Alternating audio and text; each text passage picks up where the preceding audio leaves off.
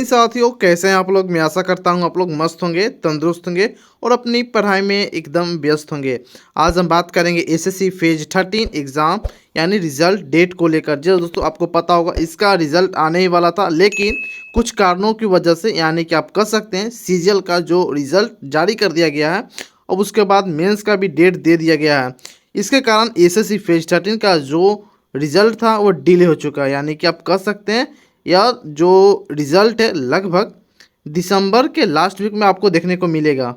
जी दोस्तों, 10 से 15 दिनों के अंदर आपका ये भी रिज़ल्ट आपके सामने होंगे, क्योंकि एसएससी जीडी का भी जो री मेडिकल का चल रहा है सिलसिला वो भी 30 दिसंबर तक लगभग समाप्त हो जाएगी, 30-31 तक वो भी समाप्त हो जाएगी।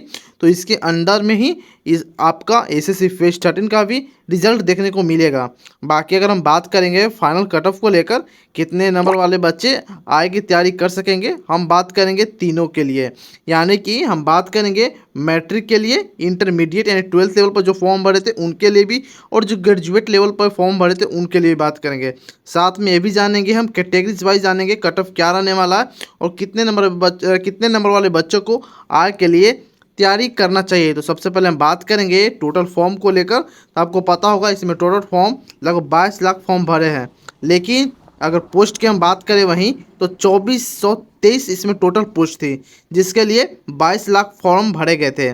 कुल उपस्थिति की बात करेंगे तो लगभग 11 लाख से अधिक बच्चे इस परीक्षा को दिए हैं। 22 लाख में से लगभग 11 लाख, यानी कि कह सकते हैं कि 50% बच्चे इस एग्ज़ाम को दिए और 50% बच्चे हैं इस एग्ज़ाम को नेगलेक्ट कर दिए, स्किप कर दिए। अगर उत्तर कुंजी की हम बात करेंगे तो इसका उत्तर कुंजी 26 सितंबर को जारी कर दिया गया था, जिसका एग्ज़ाम 26 जुलाई से लगभग 1 अगस्त तक चला था। और बात करेंगे तो कुछ टेक्निकल इशू के कारण यह दोबारा 29 तारीख को भी एग्ज़ाम कंडक्ट कराया गया था, 29 अगस्त को भी। यही बात करेंगे इसमें हम मैट्रिकुलेशन यानी कि 10th 12th और ग्रेजुएशन तक की हम बात करेंगे इसमें, यानी कि स्नातक को भी हम इसमें लेंगे और उसके बारे में भी जानेंगे। एक एक करके हम सभी के बारे में डिटेल वाइज हम जानेंगे। सबसे पहले बात करेंगे पद और उपस्थिति विवरण को लेकर। तो 10th में 830 पद थे 10th वालों के लिए। 7 लाख फॉर्म भरे गए थे, जिसमें 3.4 यानी कि 3,40,000 के करीब इसमें उम्मीदवार उपस्थित हुए थे। वहीं 12th की हम बात करेंगे तो 570 टोटल पोस्ट थे, जिसमें 3.5 लाख बच्चे इसमें उपस्थित हुए थे। अगर हम बात करें ग्रेजुएशन लेवल के लिए तो इसमें 1023 टोटल पोस्ट थे, जिसमें 3,80,000 के करीब इसमें टोटल उम्मीदवार उपस्थित हुए थे परीक्षा देने के लिए।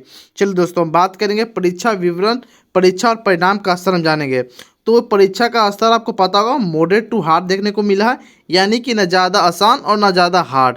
ठीक है दोस्तों, परिणाम पोस्ट की अगर हम बात करेंगे कुल संख्या तो 15 गुना बच्चे को सिलेक्ट किया जाना है नेक्स्ट स्टेज के लिए, यानी कि 2423 का अगर हम 15 गुना करेंगे, 15 से मल्टीप्लाई करेंगे तो 36,345 बच्चे को सिलेक्ट किया जाना है। किन में से 11 लाख बच्चों में से मात्र 36,000 बच्चे ही सिलेक्ट होंगे, ठीक है, नेक्स्ट स्टेज के लिए। चलिए हम बात करेंगे आगे परीक्षा पैटर्न को हम अगर ध्यान में रखेंगे तो इसमें कुल 100 प्रश्न आपसे पूछे गए थे, जो 200 मार्क्स का था, यानी कि एक प्रश्न के लिए 2 नंबर निर्धारित किए गए थे। इसमें निगेटिव मार्किंग की हम बात करेंगे तो 1/2 का निगेटिव मार्किंग संभावित थी। चलिए हम बात करेंगे परीक्षा कठिनाई स्तर को लेकर।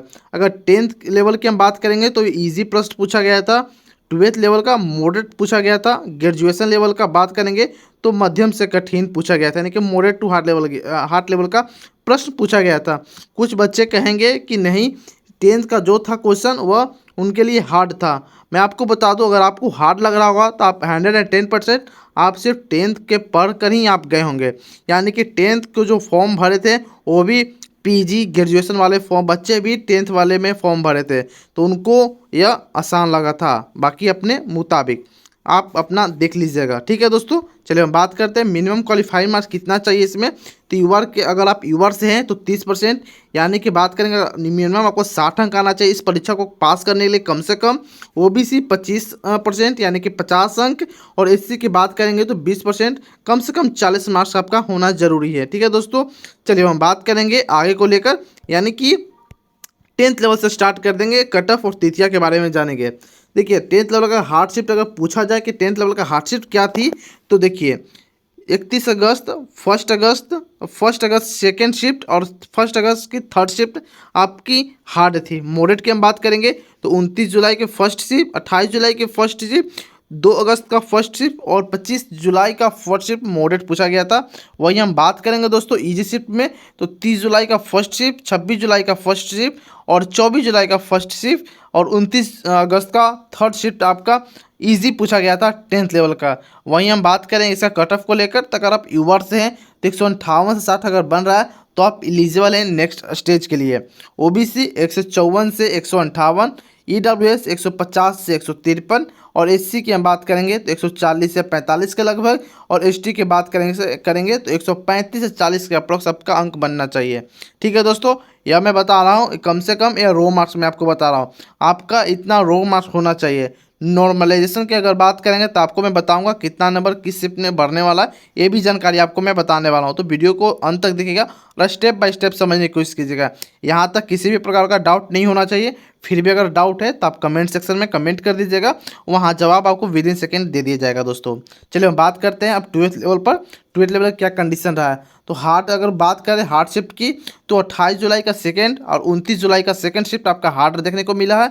वहीं बात करेंगे मॉडरेट शिफ्ट की तो 31 जुलाई की सेकेंड शिफ्ट, 29 जुलाई की सेकेंड शिफ्ट और 30 जुलाई की सेकेंड शिफ्ट आपको मॉडरेट देखने को मिली है। इजी शिफ्ट इसमें किसी भी प्रकार का डाटा नहीं है, या आप कह सकते हैं कि इजी सवाल ही नहीं पूछी गई थी, इजी शिफ्ट नहीं दी गई थी। ठीक है दोस्तों, बाकी आप जरूर बताइएगा क्या इसमें इजी शिफ्ट थी, हाँ या ना में जरूर आप बताइएगा। दोस्तों चलिए हम बात करेंगे नेक्स्ट, यानी कि इसके कट ऑफ को लेकर जानकारी देंगे। तो अगर यूआर से हैं तो 136 से 38, ओबीसी 132 से 35 के अप्रॉक्स में, ईडब्ल्यूएस 130 से 32, एससी की बात करेंगे 126 से 28, एसटी की बात करेंगे तो 116 से 120 के करीब आपका कट ऑफ रहने वाला है। प्लस माइनस 2-3 भी है तो टेंशन लेने की कोई जरूरत नहीं है।